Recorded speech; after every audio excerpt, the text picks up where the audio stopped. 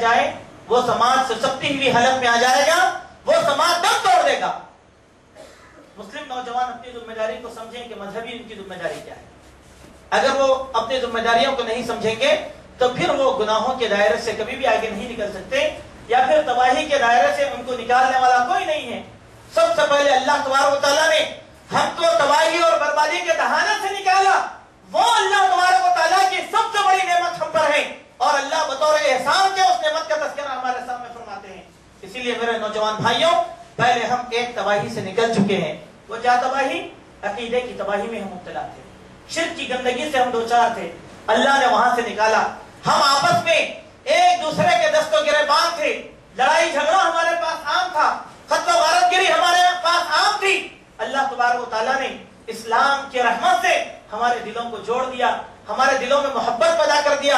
اللہ تبارک و تعالیٰ نے انما المؤمنون اخوہ کا سبق ہم کو دیا کہ سب مومن آپس کے اندر بھائی بھائی ہیں۔ لہذا میرے بھائیوں، ہم اس بات کو پہلے سمجھیں کہ دین اسلام کی بیک بون ہم نوجوان ہیں، مسلم معاشرے کے بیک بون ہم نوجوان ہیں۔ جب تک ہم سدھرے ہوئے رہیں گے تو لوگوں پر بڑا اثر رہے گا، اور جب ہم بگڑ جائیں گے تو یہ سماج خود بخود برباد ہو جائے گا۔ ایک باپ کے لیے جوان بیٹے کی کیا حیثیت ہوتی ہے، اس باپ سے پوچھو جس کا بیٹا یا تو مر چکا ہے یا تو باغی ہو چکا ہے۔ وہ باپ اپنے جو ہے جوان بیٹے کی اہمیت کو آپ کے سامنے وعدہ کرے گا۔ اگر آج ہم جوانی کے نشے میں چور ہو کر اپنی ذمہ داری سے غافل ہیں، اپنے باپ سے پوچھو، اپنے دادا سے پوچھو کہ ہماری جوانیوں کی کیا اہمیت ہے، یا تاریخ اسلام سے پوچھو کہ جوانوں کی کیا حیثیت ہوا کرتی ہے، تو ہمیں بھلا ہوا سبق یاد آ جائے گا۔ سب سے پہلے آج ہمارے سماج میں نوجوانوں کے اندر بہت زیادہ بگاڑ آ گیا ہے۔ بگاڑ کی نوعیت کیا ہوگی؟ ایک اشارتاً میں آپ کے سامنے رکھوں گا کہ نوجوانوں نے اسلام کو چھوڑ دیا اور غیر اسلامی شعار کو اپنانے کی کوشش کیا۔ ہمارے ایڈیل اور ہیرو محمد رسول اللہ صلی اللہ علیہ وسلم ہے۔ ہم نے اس با اخلاق اور با کردار نبی کے سامنے بے حیاؤں، بدکاروں، نجیسوں اور اللہ کی لعنت کے مستحقین کو ہم نے اپنا ایڈیل بنا لیا ہے، اپنا ایڈیل بنا لیا ہے۔ یہ تباہی کے اسباب میں ایک سب سے بڑا سبب ہے۔ دوسری چیز، ہم قرآن سے اتنا غافل ہو گئے، سنت سے اتنا غافل ہو گئے کہ آج ہمارا دل قرآن کی تلاوت سے تو نہیں بھرتا، لیکن ناچ گانے اور بجانے سے ہم محظوظ ہوتے ہیں اور اس کو یہ سمجھتے ہیں کہ یہ ہماری جولانی کا ایک حصہ ہے، یہ ہماری تباہی کا ایک سبب بن گیا۔ ظاہری طور پر ہمارے جینے کے ڈھنگ میں ہم نے اللہ کے نبی صلی اللہ علیہ وسلم کے اسوے کو فراموش کر دیا کہ اللہ کے نبی صلی اللہ علیہ وسلم یہ پاک باز نبی ہیں جنہوں نے ہم کو استنجا کے آداب سکھائے، جنہوں نے ہم کو اپنے صاف پاکی اور صفائی کے آداب سکھائے۔ لیکن میرے بھائیوں، آج ہم نے سر کی مانگ کو چھوڑ دیا اور ان بدماشوں کی شکل میں ہم اپنی مانگوں کو نکالتے ہیں جو ایک فلم کا بد کردار ہیرو نکالتا ہے۔ ہم اس کو اپنا آئیڈیل بنا چکے ہیں۔ ہم لباس اللہ کے نبی کے لباس کی طرح تو نہیں پہنتے، لیکن ہم اس جاہل اور گنہگار کے انداز میں لباس کو پہنتے ہیں جیسے ایک فلم کا ہیرو پہنتا ہے۔ پھر اسی طریقے سے ہمارے بال چھوڑنے کا ڈھنگ ایسے ہو گیا کہ آج ہم بال کیسے چھوڑتے ہیں؟ جیسے ایک فلم کا ہیرو چھوڑتا ہے۔ ہماری گردنوں سے نیچے ہمارے بال لٹکے ہوتے ہیں، ہمارے کندھوں تک ہمارے بال آ جاتے ہیں، اور بدقسمتی سے ہم نے اس کو زلفوں کا نام دے رکھا ہے۔ اللہ کے نبی صلی اللہ علیہ وسلم کے کردار کو ہم نے یہاں پر بھلا دیا۔ اسی طریقے سے میرے مومن بھائیوں، راتوں میں چبوتروں پر بیٹھنا، کٹوں پر گپے مارنا اور شاہراہوں کے اوپر رات گزارنا، یہ آج کے مسلم نوجوان کا شیوا بن گیا۔ اسی لیے اب یہ امت تباہی کی طرف خود بخود چلے گئی، خود بخود چلے گئی۔ ایک نوجوان اپنے دین سے غافل ہو گیا تو بد کرداروں نے دین میں جگہ ڈال کر ڈالنا شروع کر دیا۔ ایک نوجوان اپنے گھر سے غافل ہو گیا جس کی وجہ سے اس کے گھر کے اندر گناہ خود بخود داخل ہو گئے۔ میرے نوجوان بھائیوں، آج اگر ہمارے مسلم معاشرے میں کسی قسم کی کوئی تباہی ہو رہی ہے، اس کے سب سے اولین ذمہ دار ہم نوجوان ہیں۔ ہم نوجوان ہیں، ہم ہماری ذمہ داریوں کو جاننے اور پہچاننے کی کوشش کریں۔ اللہ کے نبی صلی اللہ علیہ وسلم کی حدیث جس میں آپ نے فرمایا قیامت کے دن لا ظل الا ظل، کوئی سایہ نہیں ہوگا سوائے اللہ رب الجلال کے عرش کے سائے کے۔ اس سائے میں اللہ تبارک و تعالی ہماری جوانی کو جگہ دینے والے ہیں، اس نوجوان کو جگہ دینے والے ہیں جو شاب نشا فی عبادت اللہ، وہ نوجوان جو اللہ کی عبادت میں شب بیداری کیا کرتا تھا، جو جاگا کرتا تھا تو اللہ تبارک و تعالیٰ کی رضامندی میں۔ نوجوانوں، یہ مقام ہے ہمارا، یہ مقام ہے ہمارا اللہ تبارک و تعالیٰ کے پاس۔ قیامت کے دن اللہ تعالیٰ ہر نعمت کے تعلق سے سوال کرے گا، تو ہماری جوانی کے بارے میں بھی سوال کرے گا کہ ہم نے اپنی جوانی کو کہاں بتایا۔ آج ہم نے ہماری جوانی کو ہم نے کہاں بتایا؟ یہ سوال اللہ تبارک و تعالیٰ کرنے والا ہے. اسی لیے اللہ کے نبی نے فرمایا اغتنم خمسا من خمس، 5 چیزوں کو 5 چیزوں سے پہلے غنیمت جان لو. 5 چیزوں کو 5 آفتوں سے پہلے غنیمت جان لو. میرے مومن بھائیوں، وہاں پر یہ بھی کہا گیا اپنی جوانی کو غنیمت جان لو بڑھاپے سے پہلے. اپنی جوانی کو غنیمت جان لو بڑھاپے سے پہلے. بڑھاپے میں پچھتانے سے کوئی فائدہ نہیں ہے. اللہ تبارک و تعالیٰ کو ضعیف مومن سے بہت زیادہ پسندیدہ نوجوان طاقتور مومن ہے. طاقتور کمزور مومن سے ایک بوڑھا تو موت کے ڈر سے عبادت کرے گا، ایک بوڑھا موت کے ڈر سے عبادت کرے گا، لیکن ایک نوجوان اپنے خواہشات کو ترک کر کے عبادت کرتا ہے. تو اللہ کے پاس طاقتور مومن کی حیثیت ہے، ضعیف مومن کی کوئی حیثیت نہیں ہے. اس کا مقام کمزور ہے، طاقتور کا مقام بہت زیادہ ہے. ظاہر سی بات ہے نوجوان کی عبادت میں بڑی طاقت ہوتی ہے، نوجوان کی عبادت میں بڑی طاقت ہوتی ہے. اسی لیے میرے نوجوان بھائیوں، ہم اپنی غلطیوں پر پچھتاتے رہنے سے کوئی فائدہ حاصل نہیں ہے. ہم اپنے آپ کو سدھارنے کی کوشش کریں. سدھار ہمارا بڑا آسان ہے. تو پہلا سماجی کمزوری یہ کہ ہمارے نوجوان دین سے بے بہرا ہو کر اپنے آپ کو تباہی میں ڈال رہے ہیں. ہماری تباہی کے اسباب میں دوسرا سبب ہے مسلم خواتین کا دین سے بیزار ہونا. مسلم خواتین کا دین سے بیزار ہونا. کیوں؟ کہ آج ہماری ماں دین سے بڑی غافل ہے. آج ہماری ماں قرآن سے بہت غافل ہے. آج ہماری بہن اسلام کو پسند نہیں کرتی. اسی لیے وہ تباہی کے دہانے میں کچھ آٹومیٹک چلی گئی. دھکیلنے کی ضرورت نہیں ہے، آٹومیٹک چلے گئی. اور ہم مغرب کو بدنام کرتے ہیں. میرے مومن بھائیوں، مشرکین اور کافرین کا کام ہی یہ ہے کہ دین اسلام کے تعلیمات میں رکھنا پیدا کریں. اس سے ہمیں گھبرانا نہیں ہے. یہ تو شروع سے ہوتا ہوا آیا ہے، قیامت تک ہونے والا ہے. ہم اس کو اسباب نہیں بنا سکتے. لیکن ہماری کمزوری کا ان لوگوں نے اتنا ناجائز فائدہ اٹھایا کہ ہماری عورتوں کو ہمارے گھروں سے نکال دیا. آج ہماری عورتیں ہم سے بے قابو ہو گئی، جس کی وجہ سے جب عورت بے قابو ہو گئی تو یہ پورے کا پورا سماج بے قابو ہو گیا. پورے کا پورا سماج بے قابو ہو گیا. گھر میں ماں تربیت اسلامی کرنا نہیں چاہتی کیونکہ اس کو خود اسلام معلوم نہیں ہے. اسی لیے وہ بچہ جو اس کے سینے سے منہ لگا کر دودھ پینے والا ہے وہ بھی وہی جہالت کے شکار ہے جو ماں کی جہالت اس کے اندر آ گئی. یہ ایک سبب ہے میرے مومن بھائیوں. تیسرا ایک سبب، یہ دونوں خرابیاں ایک جگہ ہونے کی وجہ سے ہمارے گھر آٹومیٹک برباد ہو گئے. ہمارے گھر آٹومیٹک برباد ہو گئے. کوئی کسی نے برباد نہیں کیا. ہماری کمزوری نے، دین کی دوری نے ہمارے گھروں کو خود بخود تباہ و تاراش کر کے رکھ دیا ہے. آئیں اب میں تفصیل کا جو ہے کی طرف ایک حدیث سے جاتا ہوں. اللہ کے نبی صلی اللہ علیہ وسلم کی حدیث سچ ہے. آپ صلی اللہ علیہ وسلم نے اس حدیث میں کیا فرمایا؟ ترکت فیکم امرین لن تضلوا ما تمسکتم بہما کتاب اللہ و سنتی. ترکت فیکم امرین، اے لوگوں میں تم میں 2 حکم چھوڑ کر جا رہا ہوں. لن تضلوا، اگر آپ عربی جانیں تو لن تضلوا کے معنی آسانی سے سمجھیں گے. پوری تاکید اور پوری شدت اللہ کے نبی نے اختیار کیا. کہا لن تضلوا، ہرگز ہرگز ہرگز تم گمراہ نہیں ہو سکتے. لن تضلوا، ہرگز تم گمراہ نہیں ہو سکتے. ما تمسکتم بہما، جب تک کہ تم ان دونوں چیزوں کو مضبوطی سے تھامے نہ رہو. ایک کتاب اللہ، ایک اللہ کی کتاب ہے، اور دوسری سنتی، ایک میری سنت ہے. لن تضلوا، آج ہم گمراہ ہو گئے. اس کا مطلب کیا ہے؟ ہم نے قرآن اور سنت کی ڈوری کو چھوڑ دیا. ہم نے قرآن اور سنت پر عمل کرنا چھوڑ دیا، جس کی وجہ سے ہم گمراہ ہو گئے. صحابہ کرام کا جو سماج تھا، سوسائٹی تھی، وہ گمراہی پر کیوں نہیں تھی؟ اس لیے کہ وہ اسلام پر عمل کرنے والے تھے. لمحے لمحے کو غنیمت جانتے اور اس پر عمل کر لیتے. اسی لیے دیکھیں میرے بھائیوں، صحابہ کی تعداد کتنی تھی نبی صلی اللہ علیہ وسلم کے حیات میں.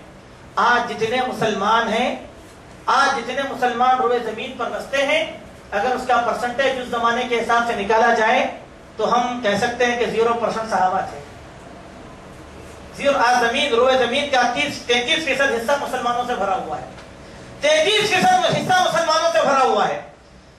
ملینوں کی تعداد میں، اربوں کی تعداد میں اس وقت مسلمان موجود ہیں. مگر صحابہ کی تعداد کتنی تھی جن کا تذکرہ آج بھی کتابوں میں محفوظ کیا گیا ہے؟ اتنے تھے، لیکن ان کا غلبہ پوری کائنات کے اوپر تھا. کیوں تھا؟ وہ باکردار دین کے باکردار ماننے والے تھے. باکردار دین کے باکردار ماننے والے تھے. وہ فحش اور بے حیا نہیں تھے جن کا ظاہر اور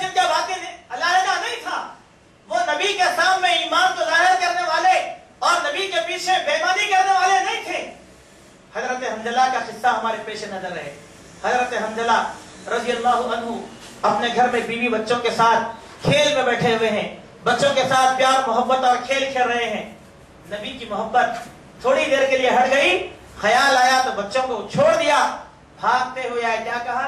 نافق حنظلہ, نافق حنظلہ, نافق حنظلہ. ایک صحابی کہتے حنظلہ تم کیا کہہ رہے ہو؟ کہا کہ میں سچ کہہ رہا ہوں. اللہ کے نبی کا ویسے ہی کہتے آئے, کہا یا رسول اللہ جب میں آپ کے پاس آتا ہوں تو آپ کی محبت سے سرشار رہتا ہوں, فکر آخرت میں ڈوبا ہوا رہتا ہوں. جب آپ سے ہٹ جاتا ہوں اور شیطان آپ سے مجھ کو دور کر دیتا ہے تو میں اس چیز کو اپنے دل میں نفاق محسوس کرتا ہوں, اس چیز کو اپنے دل میں. یہ ہمارے صحابہ کا کردار تھا, یہ ہمارے صحابہ کا کردار. لیکن میرے مومن بھائیوں, اس دین کے ہم حاملین, اس دین کو ہم ماننے والے, اسی قرآن کو ہم تسلیم کرنے والے, اسی نبی کو ہم ہیرو ماننے والے, آج ہماری کیا صورتحال ہے؟ ہمارا ظاہر ایک ہے, ہمارا باطن ایک ہے. جب تک اجتماع چلا تو ہمارا ایمان بھڑکتا رہتا ہے, جب اجتماع ختم ہوا تو موم بتی کی طرح جیسے ہی پاور ختم ہو گیا تو ہمارا ایمان بھی ڈوب جاتا ہے, ہم تاریکی میں چلے جاتے ہیں. میرے نوجوان بھائیوں, آج بھی کائنات کو آپ کی ضرورت ہے, کائنات کو آپ کے کردار کی ضرورت ہے. تھوڑی سی بات دیکھیں, ہماری عمر کے اندر ہمارے صحابہ نے نوجوانی کا کتنا فائدہ اٹھایا.